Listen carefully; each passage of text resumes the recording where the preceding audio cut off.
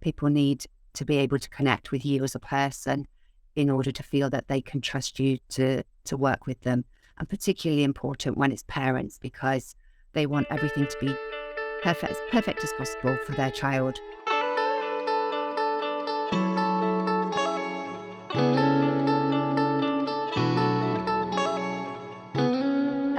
Hello, and welcome to the podcast Biz on the Brain with your host, Annemarie, where we talk about how to realign your life and business to be your truest, most authentic self, have a lot of fun, and connect with the right kind of people who like you for who you are, because that's the easiest, flowiest way of just going through life and connecting with people that support you, that keep you in a flow and state of abundance and all of that good stuff.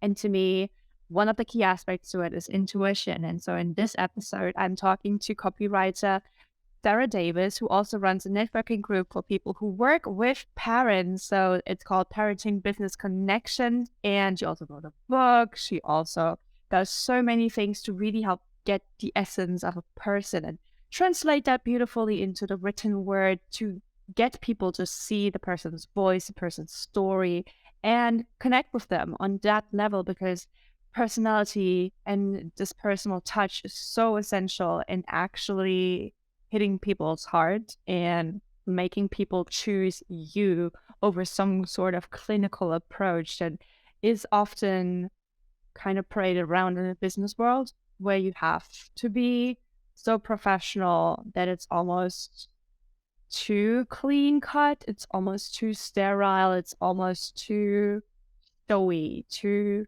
ungraspable. I do not like this approach. So if you're all about the interpersonal connection and building actual relationships without any sort of transactional intent behind it, or any kind of intent where you are strategically looking for partnerships to serve you in some way or shape in the future, then this podcast episode is for you. So without further ado, I want to introduce to you the wonderful, lovely, and caring Sarah Davis.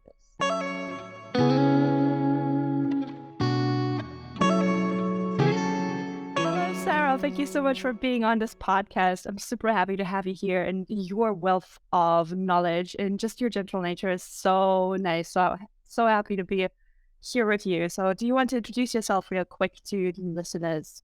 Thank you for inviting me, Annemarie. It's great to be here. So I'm Sarah Davis, and I'm the Parenting Copywriter. And I write website and blog copy, press pitches, press release statements, anything really that small business owners need to help them to connect with their ideal clients. And I became the Parenting Copywriter because I've been a teacher for 26 years prior to training as a copywriter, and also the author of a book for new and expectant mums. So I've got a wide range of experience of connecting with parents already before I trained as a copywriter. So it absolutely made sense to niche in that area. And I love when you explain to me the background, how it all unfolded. It was also intricately connected, but from an outside perspective, it just looks like you do different things. You're a copywriter, and you have this amazing group of people who like have this space for business owners who work with parents, right? And to really foster community. So you're doing community management, but you're also capturing people's essence in words, really getting their personality across. And how does that overlap? And how did you find that kind of intuitive nudge to do that? I think I'm just a people person. You know, I've been a primary school teacher for years. I love working with people, and I love working with children. I just didn't feel that the education system in England was the way I wanted it to be. It was all hot housing with complex grammatical terms, death by PowerPoint, rather than encouraging creativity and a natural love of learning. And I missed that. And I didn't want to be pigeonholed into doing something that wasn't right, not only for me, but that I felt was wholly wrong for the children. And so during lockdown, I trained as a copywriter. And then people were saying to me really early on, just a couple of months into my business, you should start a Facebook group. And I thought, well, why? What have I got to offer? You know, what's the point of doing this? I couldn't see the purpose for myself, but I also couldn't see the purpose for a potential audience. So I did start, I was signed up for a 5-day challenge, and I did all the kind of tech bits in the background, set it all up like I was supposed to be ready. And I just wasn't feeling it. the energy wasn't there, the enthusiasm wasn't there, and I couldn't see, like I say, purpose. So I just totally shelved the idea. I left the tech all set up on the side, along with the generic Facebook photo that I'd used because there wasn't one that I had that really fit like a group. And so, yeah, I just abandoned it. And then I think it was about 6 months later, I was at a social gathering, and it was for a mums in business group. And I went along there, and it wasn't networking as such. It was more of a sort of a picnic and a social. And it was a lovely day, and the sun was shining. There were pink flowers all over the bushes and trees and things like that. And it was just like a lovely, natural, relaxed day out. And somebody said, "Oh, can somebody take a photo?" And I took a selfie with everybody in the background and, this bright blue sky and the flowers and everything. And I thought, do you know what? I'm feeling now that there's a place for a group, because I suddenly realized there were lots of mums in business groups, but there weren't groups for people whose ideal clients were parents and who understood the nature of how it feels to work with parents. Those demands, the intensity, that need for clarity and to be clear and concise, but also to that inspire that trust and confidence and nurture element. And I thought people who work with parents need that space. And so suddenly that's where the group came from. And 2 days later, I'd set it up. I asked those people, could I use that photo as my group photo? I had a name for the group. I had a purpose, and I was excited about setting up a group. And it just boomed. I had 1,000 members within the first year. I've got 1,200, over 1,200 members now. And then the networking group grew from that, really, because I felt that the connections and the collaborations were growing. People were supporting each other all over the place. And I felt there was a need to introduce a space where they could see each other face to face online. So that's how that came about, really. And then that's grown massively. It started with a free group where there were like 4 people in a 40-minute Zoom session, but I was getting requests to do several of those a week, and it just wasn't manageable. So I thought, right, well, if I set up a subscription group, I can pay for the extended Zoom and the tech support that I needed to do it. And it's boomed from there. So in just over a year, I've now got 36 subscription group members. So it's amazing. That is really amazing. And I love how everything just like fell into place. Like all of the experience you had kind of coalesced, but all of these little nudges you really honored. And I think that's really important in business. And that's what I'm trying to like kind of wrap my head around more, how you listen to that little gut punch when you set up the Facebook group. Everybody told you it's a great idea and you knew it was a good idea, but it just was not it yet. And you just let that simmer at the back of your head until things just made sense. Just randomly taking this picture of these lovely women in the park clicked for you. And then they said yes, which is also not something you can, take for granted. And then building this community and just spreading through word of mouth, like with management, just all of these little things led to where you are now. And it's just, you followed some sort of instinct, I suppose. What would you say to that? Yes. I'm like I say, I'm a people person. Being a teacher, I wanted children to shine, to be their best selves, to achieve everything that they could achieve. And that's my natural instinct. And it's my natural instinct to help others to do that as well. And I found now my buzz, my purpose, my passion again after losing that in teaching. I mean, I still do an occasional day teaching. I was actually teaching yesterday afternoon, but it was the first time in ages and months. I did 2 half days this whole year because my business is just growing so much. But I still pop in and do an odd day supply teaching just to kind of stay in the system, to stay connected and to stay working with children, because I love that, but not the system of being in there day out, following a certain rule. When I go in on supply, sometimes it's left for me, sometimes I just have to do my own thing. But yeah, I think I brought all that with me, that feeling of wanting to help, to support, to nurture, to encourage. And that's what happens in my networking group, because we go into mini breakout rooms of 3 to 4 people for 15 minutes. And then we have a 10-minute speaker, and then we have another 15-minute breakout room. And it's all about connecting, collaborating, talking about who we help, how we help them, being there to support each other. And as the group has grown even more, I've found that people open up more about their business needs, as well as talking about what they're promoting, because we don't do pitches. We network through relaxed conversation because it's more meaningful. It's the best way to make those connections and collaborations, to get new clients, and to help and support each other. It's kind of like having colleagues online, but the best kind of colleagues, the ones you'd sit next to in the staff room rather than the ones that you deliberately kind of position the opposite side of the room. So, we are each other's cheerleaders. We support, we advise, we encourage. And so my networking, I've had a kind of a shift in my networking group that's starting this month. So we normally meet on a Wednesday morning, and we're still going to do that. And people can come along for a free taster session too. But I'm also introducing 2 Thursday sessions a month, and that's for members only. There won't be people coming in for their tasters in there, because that's to grow the deeper connections. That's for people who are already members, who already know each other, to be able to bounce ideas off of each other, to throw things into the ring and say, what do you think about this? Or I'm struggling with this. Has anybody got any advice? So it's growing a deeper, more focused community. And there's a place for that, because I can support so many people, and I do. I often have one-to-ones with people who are struggling in my group with something in particular. But in this way, they can help each other too, and it brings more of a wealth of experience to the problem. So people can come from lots of different angles to And support. also like form, like you said, foster different, deeper experiences and relationships. Because so much, and this is one of my pet peeves in the business world, is relationships are almost transactional to some point. Like, what good status do they contribute? What can I use them for at some point? And there's all of these rules, and like, and, how you need to follow up, and how you need to like wait a while to like ask something or offer something in return. Just like, okay.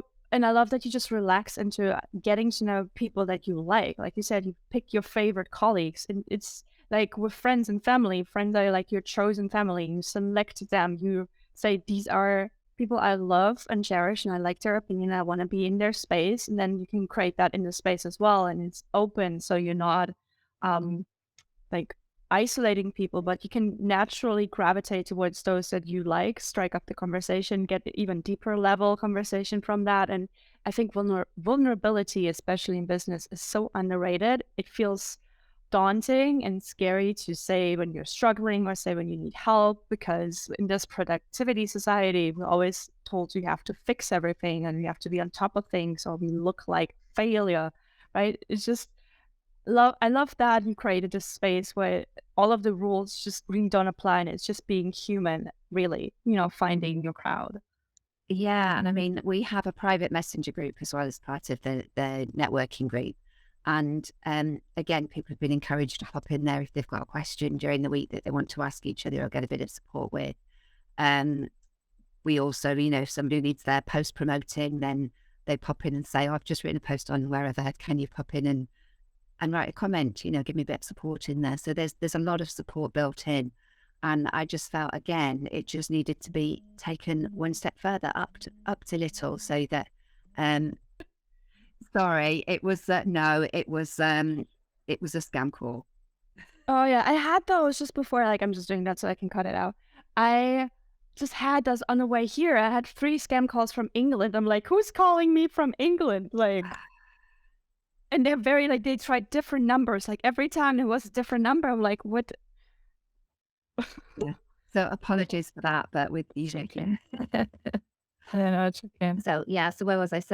So it was a case of, I felt that, we needed to up that, and having the extra face-to-face sessions would allow that space to develop really that need further. And so yeah, so that's why I've done that. But I think everything I do comes from kind of a heart-centered place. It's instinct, like you say. It's that gut feeling. It's like, what would I like in this situation, and how can I provide that for others? So it's very much about that, and following my instinct, following my feelings, and being, providing that place of safety and support, that people feel that they can open up and be their natural selves. And then I feel that the right people gravitate to that space.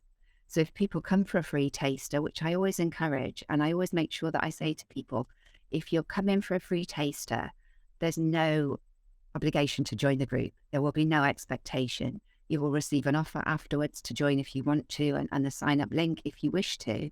But the reason we have the free taster is so more people can experience our kind of networking, but also so that the people in the regular membership group can be continually meeting new people, new faces, learning new things from the people who are coming in, making new connections and collaborations. So having a constant steady stream of people who are just popping in for a taster suits the group as well as the people popping in. So there's no need to have that pressure to push them to join, because that's not the purpose. And that I don't want to have anybody feeling under any pressure. It's a welcome space. It's an open space, and they will be welcome to come in and chat, and then sort of build those connections if they want to, and if they're feeling it. And if they're not feeling it, then it's maybe not the right space for them anyway. So yeah, that's how we've grown our community of people that really fit and gel together and will support each other. I love that you said that, if it's not the right fit, because it's like, to me, that was a huge learning curve, that I know that I'm not for everybody. Nobody is for everybody, right? You know, in society, and especially as women, we always like taught to be people pleasers to some extent, to like accommodate people. And in business, it's just so tempting to cater to more people, to get more people in, or like get more people in your network. But if it's not actually aligned, what's the point? So now I'm really all about just being clear on what I provide. And like you said, you did what intrinsically felt good for you. That does not necessarily feel good for every single person, because we all have different experiences. And so it's really good to know that this space works for you when you come in, and you get a feel, or maybe it's not working for you in this moment. Like, if I had something like that like 10 years ago, that would have triggered me, because I wasn't comfortable with such a relaxed atmosphere. I would not know how to deal with this. I would have always waited for the pitch to drop. I would have been very wary. I would not have opened up. I would not have been a fit for this. But now that I've like a lot of work on myself, I've met a lot of people who are actually accepting and don't just instantly judge or try to give me all of the advice and then me blindly following it. Now I know that that is so much more important and so much more soul nourishing and actually sustainable, as opposed to just hustling and molding yourself to some sort of professionalism that is being, paraded around. So I love that you're just transparent about it. And also, just gentle encouragement. You can, or you don't have to. We're over here vibing. You can join us if you want. Yeah. And I think I'm not a socially confident person at all. So it feels really strange in some ways that I've set up a great big Facebook group with online networking. But I think I've been in networking situations where there's that, you have to be there at sort of 6:30 in the morning, and you're there for 2 hours, and there's various speakers, and it's a group that costs an absolute fortune to join. And, you're there by invitation only, and you are expected to recommend certain people just from hearing them do their pitches without really getting to know them as people. And that did not fit with me at all. Even if, I was saying to you before, if somebody had given me a membership of that group for free, I wouldn't have gone, because it just doesn't feel right. Whereas when I recommend people, I recommend them because I know them personally through my group, and I hear from other members of the group what they've given them in terms of services and products and things like that. So I can say, well, I know this person from the group. I've heard from various members about the quality of the service they've offered, the connection that they've had, and all of these things. So I can put that out there. I can't just say, oh yeah, I would recommend so-and-so because I've heard a 45-second pitch from them. And that's what I'm expected to do because I'm a member of this group. And there's no, in my networking group and my circle, there is no expectation to recommend. But I was in my networking session, I pop into the breakout rooms myself just to make sure, because there's 3 to 4 people in there, just to make sure that things are ticking along nicely, to help new people to settle in, to make sure that everybody's getting their chance to speak rather than just one person dominating the whole 15 minutes with what they want to talk about. So I make sure that it's the right environment, and it's not checking, it's not controlling, it's just like popping in, and I'm networking in the sense I'm meeting then those people, I'm becoming a familiar face, but I'm also making sure that it's the right environment and it's the environment that I set up for that purpose. And so I was in a room the other day, and there was somebody in there that I have followed. I've been in her Facebook group for probably well over a year now. And she's got such energy and bounce and enthusiasm. And she's been saying, I'm so busy, but I really want to come to your session, one of your sessions. And I've never spoken to her online face to face before. And she came into the group and she brought that energy. And and there was 4 of us in the group. There was her, and she was just new for the day. She signed up immediately straight after, and she's promoted me Amazing. on, in a Facebook story. She's promoted me on LinkedIn, and she's kind of raving about the experience she had. But I was saying to her, I said, it's almost like being in a room with a famous person, because she is so alive in her group and so bouncy that, like, I felt like I really knew her already. And she's got 4,000 people in her Facebook group that follow because she's got that. So I was saying that, and she was saying, oh, I think the setup you've got here is absolutely brilliant. And then there was somebody else who I've done a talk in her group recently. So she was talking about me and what I could bring to that group. And the other person in the group who was chipping in and joining as well, she says, it's like a total love fest in here. She said, it's, she said, I I love that. absolutely love it. But because we've got to know each other in different ways, then we're able to say, well, I thought when you did that, that was fantastic. And I mean, I've got somebody in my group, and I've put in a post the other day. I said, well, you're the queen of collaboration in our group at the moment, because she's got so many people. She's brought people into her team to support parents, and she's supporting everybody left, right and centre, and they're supporting her.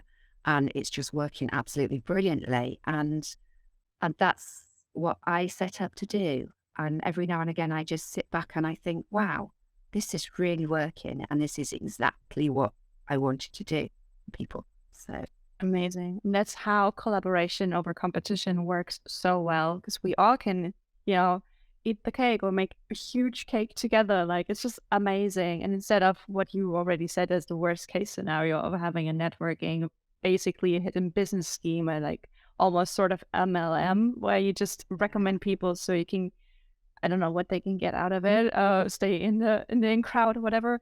Like, the sense of rarity, the sense of entitlement and like status that you get from being in an exclusive network and trying to push yourself to the top, as opposed to just being there with other people and kind of blurring the lines between business and life. Because to me, especially as an entrepreneur and self-employed, it is not separable. I do not have like an off switch. Now I'm a business person. I think about my business, and now I'm just not doing that, as if it doesn't exist, as if it isn't part of me, as if I didn't create this reality or made my hobbies and passions into part of what I work with because I love it. And for so many people, there is this kind of cut. I feel like, especially if you're employed, it's kind of expected of you for your mental health, which is important, but also finding the joy in just the interaction at work and the actual parts of the work, not all of it, that's unrealistic, but just an innate sense of, this is something that is aligned with me in this moment in my life. I feel good about this, where this is going. I don't know if it will change or not, but just being good in that moment. And I think such connections, when you're really open, foster that. They create that support system, that network that can also mirror back some parts of you. When you get people who are like this much in their energy and like take you with their bubbliness, then it makes you self-reflect. I'm like, oh, this is what I kind of like. This is what I want to be surrounded by, or this is what I felt like out of. You can really see examples of what you kind of want in your life and mirror that back. And sometimes you see exactly what you're lacking, and that helps you. It's really a journey of some sort. I really love that.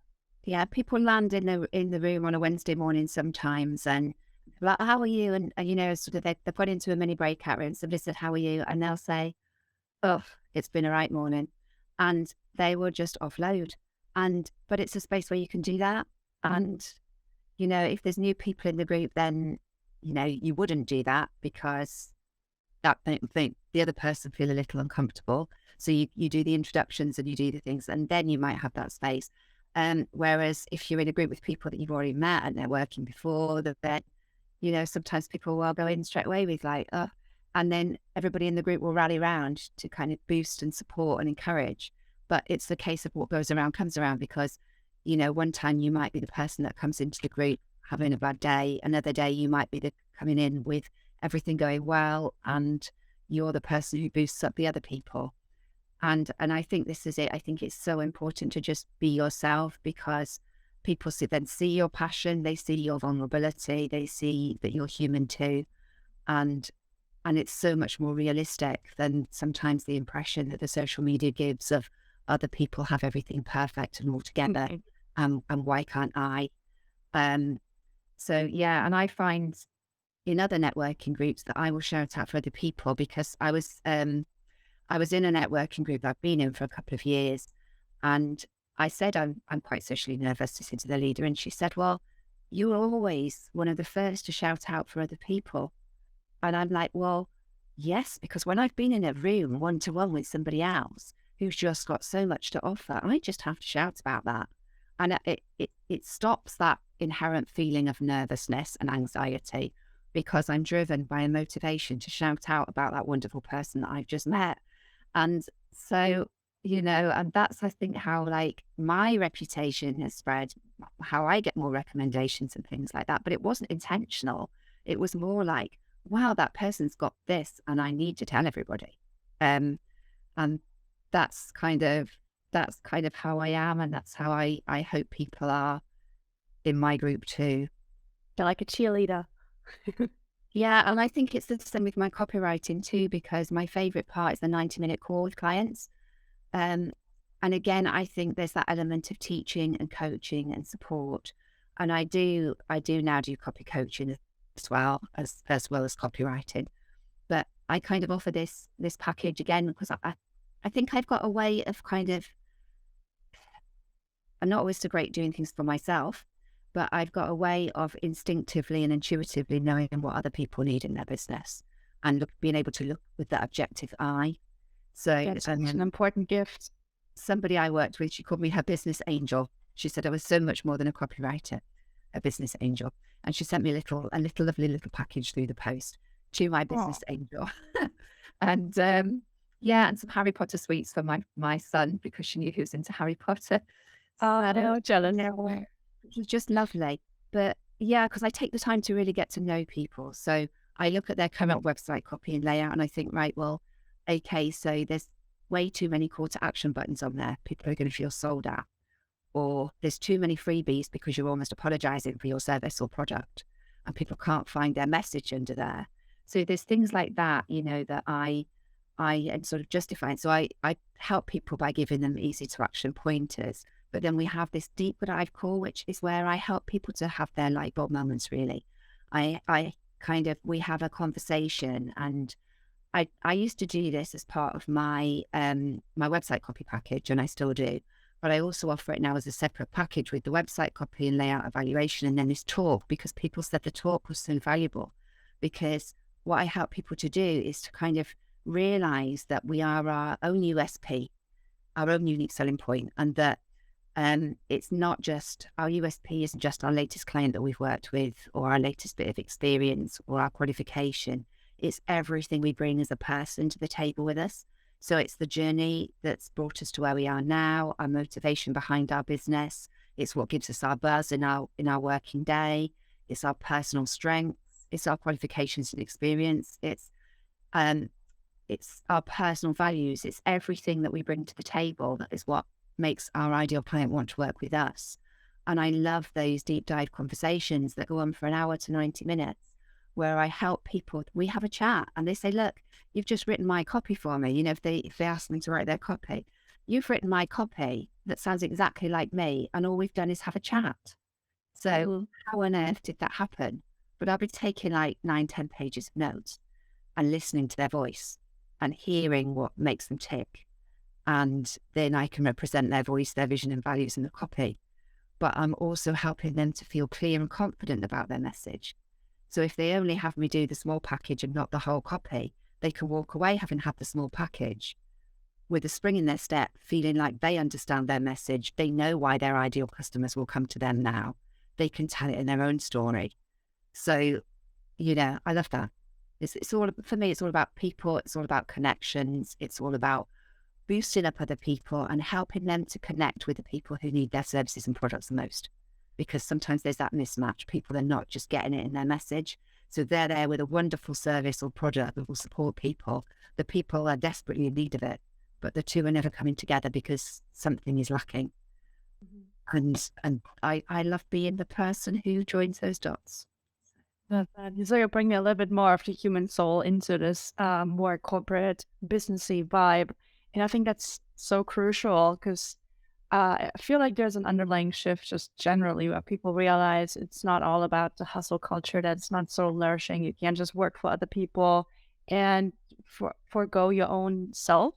And in the business world, there is this kind of rise of being more introspective, more soulful, heart based, and getting clients or just aligning your business just by purely following yourself, your soul, being your own personal brand and really owning yourself because that is the thing that makes you stand out. There's a gazillion other people who do the same thing that you do, essentially, like just any person. Nobody is that unique usually, right? But what makes you stand out is just your own experience, your own way of approaching things, the way you frame things, the way you relate to people. So some shared experience instead of just following some kind of guru or like this perfect copy master who has like all of the best courses and speaks on all of the cool workshops and platforms, but somebody who is real, who actually takes time like you do to listen, actively listen and understand the essence of a person instead of just trying to match that with some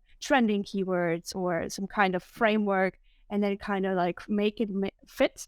It's like a backwards approach where you're just like, no, we're not having any puzzle pieces. We're just making a puzzle ourselves and then putting a picture together. Yes, I think SEO keywords are very important, and it's important to have a website that looks professional. But if the message is getting lost because people are not able to connect with the message, then they won't buy people's products and services. And what I say to people is while you should have SEO keywords in there, you also need readability and flow and a website that's easy to navigate without pop-up distractions like carousels and things all over the place that just distract the potential client away from the message that you want to connect with them. So I talk about simplifying, very much keeping everything simple and straightforward and clear and concise, but building that nurture, that trust, that confidence through sharing your own story in a way that people will relate to. And that's the way I tell people to approach, because it's so much. It works for big business as well, but it works particularly well for small business owners in a market that is saturated with people offering similar things. People need to be able to connect with you as a person in order to feel that they can trust you to work with them. And particularly important when it's parents, because they want everything to be as perfect as possible for their child. And they need that trust. They need that confidence in the product or the service. And they can get that if they know that the person behind that product or service is genuine and cares and has been through a similar experience themselves. Exactly. It's storytelling is one of the biggest things that I love and that I wish more businesses would truly understand or lean into because it's that kind of connecting factor with other people who see you maybe as the expert, but they aren't quite sure. But then they hear your story and they're like, that's me. That is exactly what I want to get out of, or it's exactly the thing I'm struggling with. Like some aspect to hold on to really have like a sort of icebreaker almost, sort of introduction. And that's a sense of familiarity that you then can create through showing up online. Like when you said you already feel like you know that person because they're actually so open, they're so transparent. So you see them as they are and you don't know exactly what they're about because they're putting up such a good facade. And that is, like you said, really crucial for small businesses, especially if you are leading your own brand. That makes you so much different than a big hierarchical company who's already established, who is very clean cut and kind of lacks personality, which is why they hire like celebrities or influencers to represent them, to lean some more humanity into their brand and tell some stories, make it relatable. But you can just make it relatable by actually sharing. And it does not always have to be strictly about your business. It can also be about your person, how your brain works, what you do in the day that entices people to actually learn more about you or feel connected to you and then reach out to you because you're somebody who can help with the problem, but you're somebody they actually like. And those two together are brilliant. And that together you create also in this community where you just basically train people to be open to that process almost and to allow that and have a snowball effect for other people when you just generally open up to people and be like, this is me, this is transparent, like I'm very inclusive, I just listen to different perspectives, I encourage that. And I think that is such a beautiful way to go about life on the grander scale of things. It just really made a difference to me because I used to be very, very, socially awkward. And so I was like, oh my gosh, everybody's like, got something on me. Like, I need to prepare myself and fortify. And the more I was just like, they're all humans. And if they cross my boundaries, I have agency, but also not assuming that they will helped me actually meet more people and more people that are aligned with me instead of attracting the ones that will cross my boundaries if I'm just being wary. So I think it's also a kind of learning environment that you can help those people who help parents who then help their kids. So it's a big, big circle that we can change the world a little bit at a time. That's how I see it.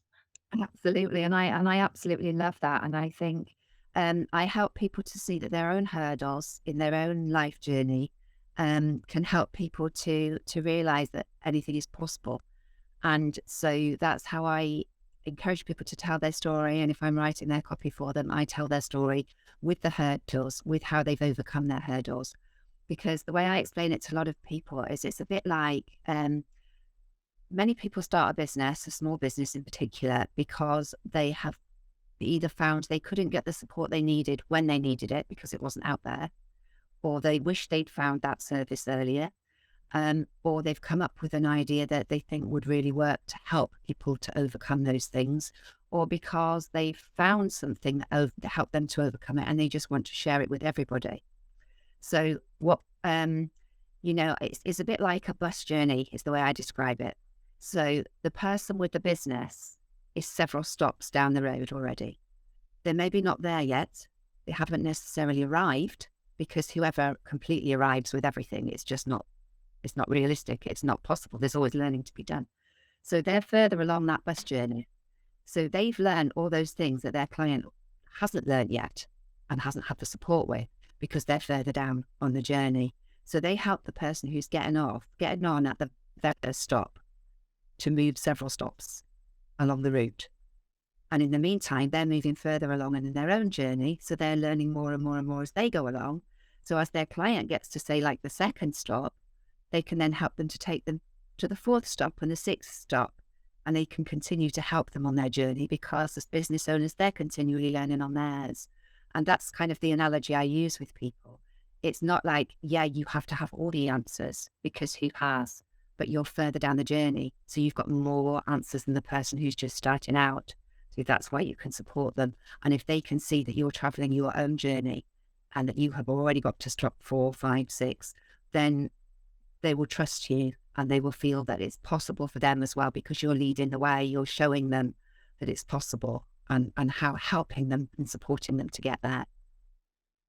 Exactly. That's such a beautiful analogy. I really like that. And it also kind of addresses the thing with like perfectionism or being an expert, because you don't have to have everything together. You can still charge even if you're new or if you have not a vast portfolio, because you can still provide value, especially if you're helping people who were in your shoes just a little bit ago, but you're helping fast track the process, or you're helping them with avoiding certain mistakes that you made. You still have expertise, and like you always have expertise in some shape or form, and just like releasing that kind of fear of, for me it's usually imposter syndrome, like, oh my gosh, who am I, to say this, there's like other people who like better and like have it together, and that is an illusion in and of itself, and I have to remind myself all the time.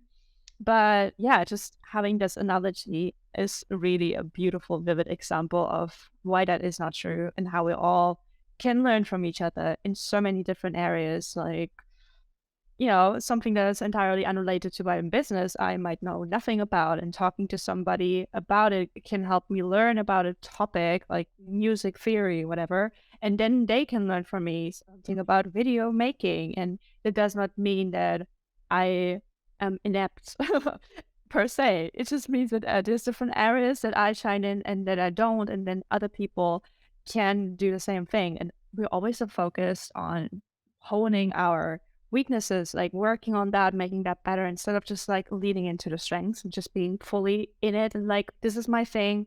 I might fail at a lot of things, but what does failure even mean?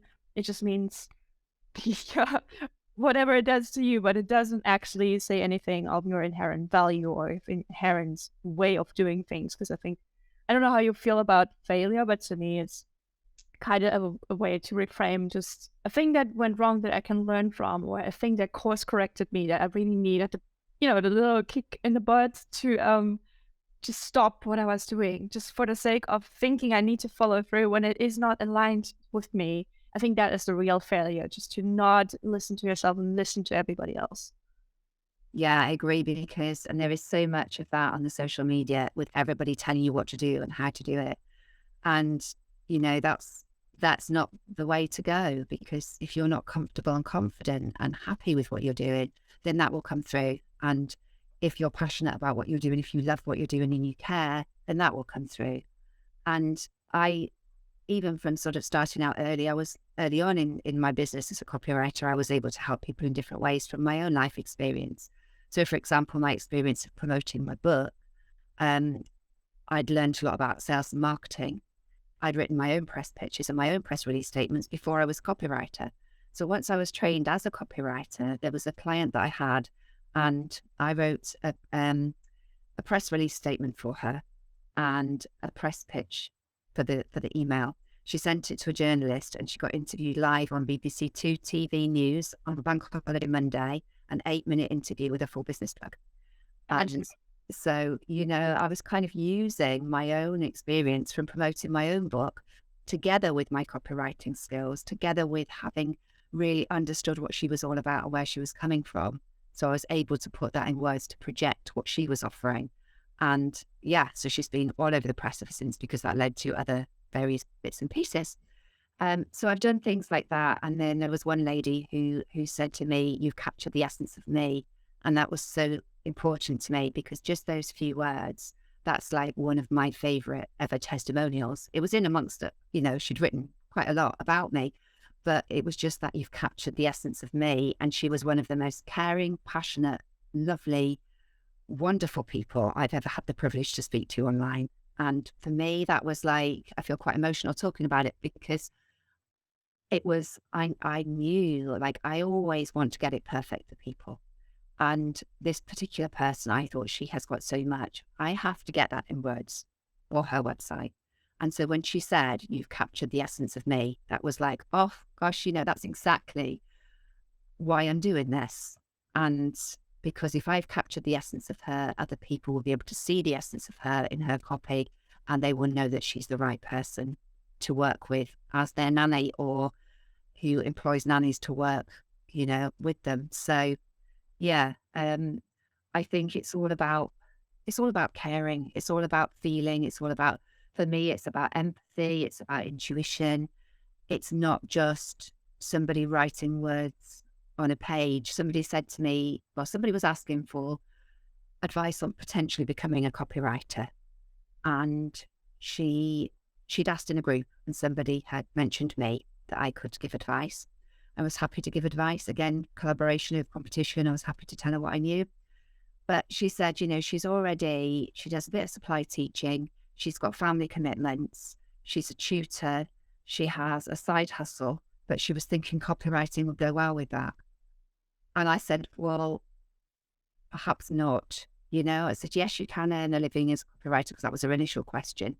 But I said, if you've got lots of other commitments and lots of fingers in other pies, in a sense, you won't have the time to invest in building up your business, creating relationships in your business, and everything else that you need in order to give that. Because I think sometimes people think, well, why can't people write their own copy if they can write? Why can't they write their own copy? But sometimes that objective view, that intuition, that looking from the outside in can really help. But if you're trying to juggle a whole load of other businesses at the same time, then you're not going to really properly connect. And I think, I've got other things, as I say, I do supply, but I do it like twice a year just to continue that connection with children and be directly working with children myself, because that connects with my business and that helps me to stay in the loop of people who work with parents and children. And so, as well as the fact that I enjoy it, my book was for new and expectant mums. That taught me a lot. I loved working with that audience. It helped me to understand that audience. And then I have my copy, and then I have my networking group and my Facebook group, which again is continuing to build those connections and to help to inform, to support, to like offer advice and all of those things. So all of my things are intrinsically connected. And that's why I feel that it works for me, because even though I've got different things going on, they're not distinct and separate. They are all entirely interlinked. So yeah, and I think I started off working part-time as a supply teacher and part-time in my business, but I didn't want to go to school because I was like, I don't want to go to school this morning. I want to be in my business because I'm thinking of so-and-so and I'm thinking of so-and-so, and I want to be in that zone working on their copyright now. And I said, I'll go and do a day's supply. So when I got to the point where my copywriting could support me financially, then I just do now 2 days of supply a year, because I still have that connection, but my heart is where I want to be. And when I write people's copy, I take pages of notes, but I only ever have the call when I know I've got a couple of days free to really focus on that person, to get in their headspace, to think about how they would phrase things, how they might want it to come across, what kind of language, what kind of words they would use from speaking to them, so that I'm in that zone or working in that person's copy, because it's vital that I write copy that's authentic and that really represents them, and their vision and values. It's got to be, because if they're going to connect with their ideal clients, then they need that. So it's all about kind of those end goals, those connections, and bringing that all together. And also honoring your own creative process, because you're very mindful of how you can best show up for your clients, how you can take up the time, how you can be fully focused and get in their headspace. I don't think that should be taken for granted. And it's very, you just really take the time to listen. And I think that is really beautiful, like your specific way of approaching things and how you're clear and transparent about that. And that also helps people, of course, to be seen and to open up in the conversation and to just really lean in and like exchange that kind of energy to really be in that bubble. I think that is very cool. Thank you. And I think when I work with my clients, we have that 90-minute call. They discover things about themselves that had been hidden away entirely. So I worked with a chef who said she'd always loved family meals. But when we went further back to her childhood, she spent time in Poland in her granddad's garden growing up.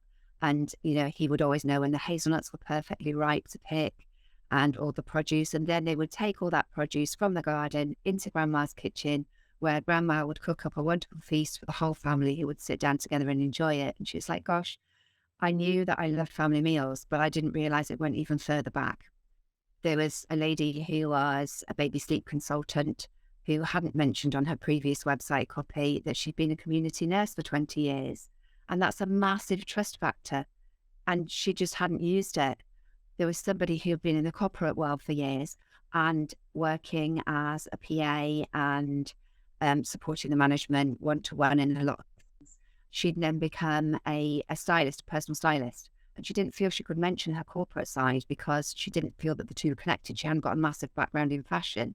But I was like, yeah, but you've been used to working one-to-one with somebody, anticipating and meeting their needs, understanding their thoughts and their feelings, presenting things across. I said, you've worked with corporate people, you've been in the corporate world yourself, so you know how to dress in the corporate world. So those mums that you want to work with that are going back into the corporate world after maternity leave, who need to get back out of their joggers and into the corporate feeling, but they want something that can still work when they come home with their family, and the two things can link. You've got a vast wealth of experience as a parent and as somebody in the corporate world to show how those two things can meet together. So yeah, and I think somebody else I worked with, she said, how can it had been recommended that she work with parents? She was a brand designer. And she said, yeah, but I'm not a parent myself. And what experience have I got in working with parents? I'm only 24, and I'm a brand designer. So we had the conversation. And by the end of it, she was like, wow, because she'd been babysitting from the age of 14 to 17 with a range of children of different ages, connecting with those parents, with those children. She'd been a children's shoe fitter for several years. She'd worked for a business doing all the brand side of things and the risk assessments for somebody who did children's sleepover tent parties. And she'd worked one-to-one with that person and done the brand design and the risk assessments and, as I say, all of those things. And she went, my gosh, she said, I'm 24 and I've got 10 years of experience of working with parents. And because she was 24, she could also be that, because people had said originally work with parents because you can bridge that gap between the small business owner who's older potentially and the teen market and the children's market and the people providing. So she can bridge that gap. So it's helping people to see what they're bringing to the table with them. And that's what I love to do, because people's faces just light up on our conversations. It's like, you can hear it in their voices. Wow, I never thought of it like that. And then we can tell their story that brings out all of these things that their ideal clients will relate to. So their ideal clients read it. They're not having to go out and attract their ideal clients anymore. They're just doing it in their website copy. I love that. Okay.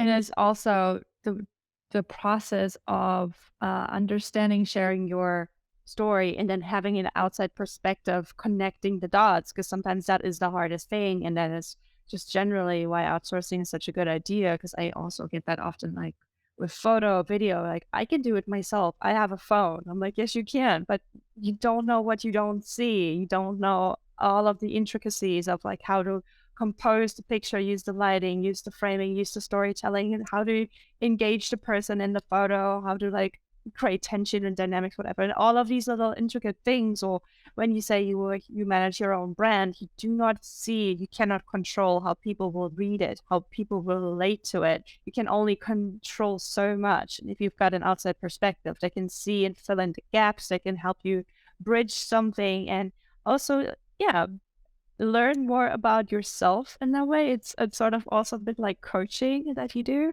Being a mindful mentor in the business journey, because all of it is connected. And I'm always so peeved about when people just want to dive in and have like one little thing fixed, and they go on that platform and they have like one expert fix that little thing, and then you have all of these people patching up stuff when overall they don't feel very cohesive. They don't really feel aligned because they haven't had those conversations. Haven't had the holistic perspective. They haven't actually asked for it, because oftentimes they want an expert to quickly do a thing, but they're not actually wanting to open up to showing all of the things they could take then to do the job better in their way. They always just expect you to be a ghostwriter, a ghost brand marketer, whatever. But it's so much more than that. Yeah, I think the hardest copy I ever have to write is my own. That's the one that I struggle with most. And somebody recently, she had it was a very kind of, it was a product that she has for children, for parents. But it was her About Me page read very much like a CV. And it was a very busy website. It needed streamlining, simplifying, all those kind of things. And this is why now I offer the website evaluation of their copy and layout, because all the things need to connect together. And while, like I say, the SEO keywords are important and having a professional looking website is important, you don't need an all singing, all dancing one that'll hide your message. And I think, I tell people, yes, listen to the SEO people. Yes, listen to the website people. I don't undervalue by any means what anybody else offers, but look at it, like you say, cohesively. And I worked with somebody on there. They did my message clarity package, the website evaluation in the chat. And she said, I desperately want to start taking things out now, working on things immediately. She says, but will you need the information? I was like, yeah, because we've had the call, but I'll also be looking through your website to pick out like the details, like extra bits and pieces. And she was just so excited to make the changes that I'd mentioned because she could see the value in it. And yeah, it was just lovely. And I mean, somebody once said to me, well, she said in a testimonial, actually, it was on a Google review, that I seem to almost care about her business as much as she does. And when I'm working with that person, I just want the best. And it sounds might sound a little bit trite and a little bit weird to some people, but it's just me. And I bring me to my business, and I encourage people to bring themselves to their business. I'm out there, I'm open. And yeah, and I think that's what makes people succeed, because although I'm the parenting copywriter, I went into a networking session and the person had said, oh, the person who was hosting had said, it's all about building the longer game, building long-term connections, don't expect to have a client the first day. And I did. And it was somebody who wasn't in the parenting field. She was a coach. And she said, look, just listening to you, how passionate you are talking about what you do, and seeing your face light up talking about what you do, and hearing how you inspire confidence and trust with people, but keep it clear and concise. She said, as a coach, that's exactly the kind of copy that I need from my clients. Will you write my website copy for me? And it's bringing yourself, bringing your enthusiasm for what you do is what makes it worthwhile for me doing. People imagine copywriters, they just sit there with somebody sends them a list of things that they need to include, and they just sit there in their office quietly on their own writing their copy. Mhm. I would hate that. That would not be me whatsoever. And I don't want to work with people that just send me information on a sheet of paper, because I can't feel what their business is all about, and I can't get to know the person behind the business. So therefore, I can't project as well as I want to. And I'm a perfectionist, so I like to get things just so. I relate to that very much. It's also what I do in my business. I love people sending me a brief. My brain, first and foremost, with my ADHD, it will not process it in the way you want it to. It just will not do that. And so also, I don't still get the feeling for the point of the service. Like, I need a holistic picture. I need to talk to you. I need to get the idea of what you're about, what they are doing, how it fits into your overall picture, like the emotion you want to evoke, to get the angle of the story, and like to get the visuals right in that way. And I love just talking to the person and just like um learning about their entire process and entire thing. And that is still such a weird concept to a lot of people, where I'm just like, no, we need a creative call. And it's not just about ticking the boxes of all of the deliverables I need to do this work, but oftentimes people really just expect you to mind read, is what I've gotten from a lot of these calls. They're like, no, I can send you some details and all of the technical aspects. I'm like, no, I want you. I need to hear from you in your own words. I need to see how you feel about things, and I see where you feel like stuck or apprehensive about it, so we can like talk about this. Like, this is maybe where the crux is, or if it's like a quick fix product. And like, so why should it be a quick fix product? Like, what needs fixing actually?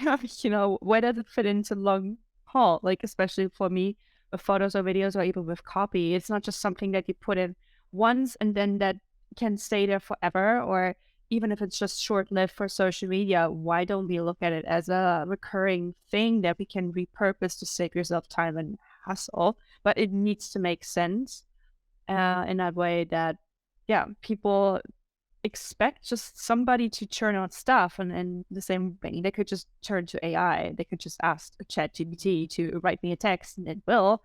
But it still lacks that kind of very deep understanding, that kind of emoting that you can get from actually listening to a human and having a human relate to you, and then a human writing this, right, and caring for you. A ChatGPT doesn't care. No. And how can you reflect somebody's voice if you haven't heard their voice, if you've only seen what they do on a piece of paper or an email? It's like, it's not going to be the same. And I have had resistance from people in the past. There was somebody who was like, oh no, it can't be personal, it has to be professional. And she would not get the element of why not both. But her website was cold and clinical, and it was a nannying agency. And that just didn't sit with me. I would never, ever, not that I would ever have a nanny anyway, because, it's not something that's in my financial or personal plan or anything like that. Well, it wouldn't be for me. But if I was somebody who wanted a nanny, I would pick somebody that I felt visibly cared about what they do and was passionate about what they do. I'd want to know the story behind them. I'd want to know more about who they were if I was going to leave them in charge of my precious child. And, she wasn't a good fit. And I felt that she wasn't a good fit. She also felt that I wasn't a good fit because she felt I didn't understand the need for professionalism. And it's like, you can still be entirely professional. And I would write very much a website copy for you that will appeal to those high flying clients that you are wanting to appeal to, but that will also show the personal element too. But she couldn't see it. And I spoke to somebody else who was speaking on behalf of her aunt. Her aunt was the business owner who didn't want to reveal the personal. The lady's niece that I was chatting to was totally on board with me, totally kind of understanding where I was coming from and totally agreeing. But she said, I need to run it past my aunt. And so nothing came of it because her aunt wasn't ready to enter into that space. Yeah. It's a shame, really, because I could write cold and clinical. I can do it, and I would do it if that's It's what not I like. aligned. But it's not aligned, and I would feel they were missing out. So Yeah. Yeah, that's how I felt when I did a lot of research about maybe who to work with in the region where I live. All of the so many of the websites were cold and clinical, stock photos, very generic copy, very much about the numbers. And I was like, do you actually, it all looked like a scam website to me. They were all interchangeable and none of them actually showed any kind of understanding, especially if they did digital marketing. Most of them didn't even care about social media. They didn't care about community building at all. They were just like, yeah, we're getting people to like and increasing your follower numbers. And like, yeah, you clearly don't understand the social aspect. And it couldn't even find faces of people. Like they didn't even have professional photos of their team. And I, it baffled me. I don't know if it's just like an ancient way of doing things. They've been doing it for so long and they still have all of their typical clients, so they don't need to evolve. They don't need to appeal to maybe even the younger audience, because Gen Z or millennials, they will definitely be put off like I was. I looked at it and was like, this is like a PowerPoint from 2000. Like you said, death by PowerPoint can exist in the business world as well. And it just doesn't, and my brain doesn't understand the approach and the appeal and how that worked in the past, maybe, or how it's deemed professional when it's devoid of soul. And when you work with people, you work with people. So, how? yeah, I mean, I felt like I've really connected with you because you've got that kind of same vision as me. You're empathetic, you're intuitive, you want to achieve the best for everybody else as well as for yourself. You want that feeling of community. And yeah, it's been lovely to have that conversation with you because I feel like we've been able to connect on that level. And I think, like you say, it's so important to build relationships, even if they're not people who are going to work directly with you, because they know people then who might be your ideal clients and they can recommend you. But you can also just continually, life is one big learning journey, and you can learn so much from people, whether they're in your field or not, whether they're your ideal clients or not, and whether you connect in any other circumstance. You can connect in these spaces online with people if they share your values, if they share your qualities, your feelings, the way you want to work. Exactly. And it's these kind of conversations that are the most unscripted, the most unexpected, were the ones for me that were having all of these light bulb moments that I wanted to encapsulate. And which is one reason why I started this podcast, to actually do this and help other people have these conversations, even through vicarious means, or just to self-reflect later on conversations I've had.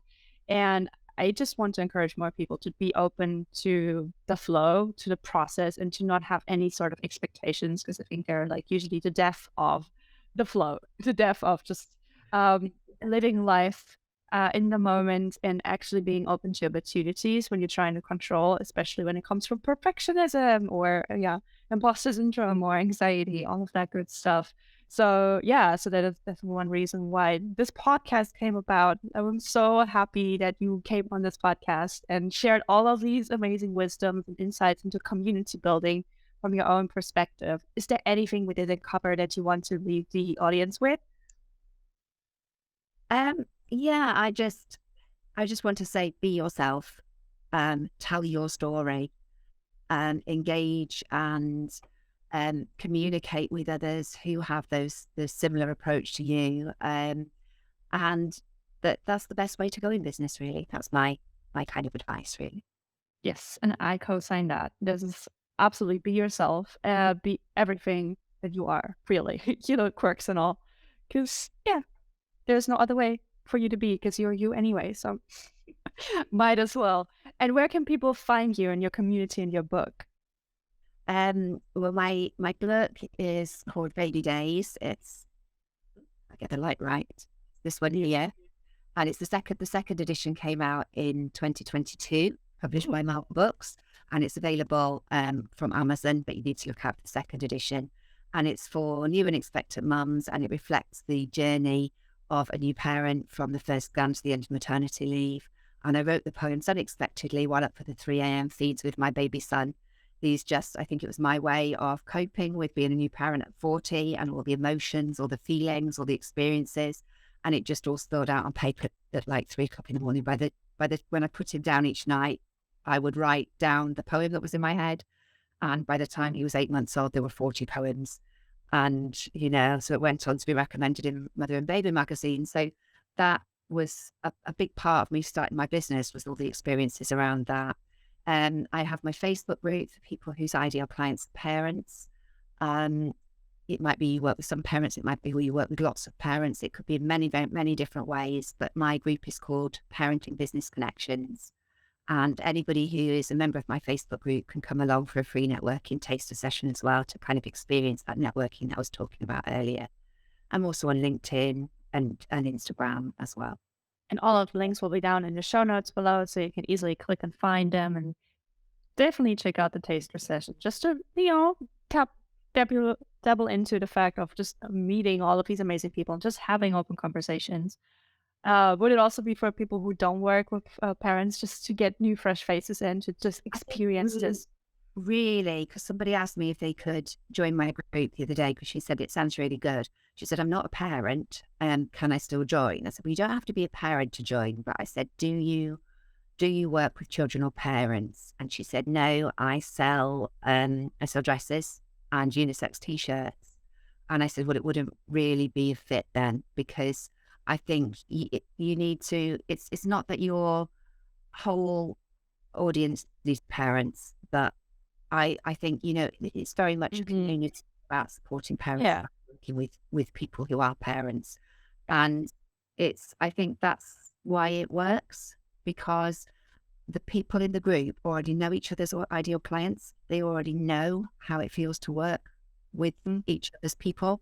And so there's already a connection there. There's already something built up. So while I would very much welcome people who have some experience of working with parents, I do think that you kind of need to be the right fit to get the most out of it for you. And I'm all about that as well. And that's what I told that lady. I said, I don't think it would be the best fit for you. And I wouldn't want to waste anybody's time who,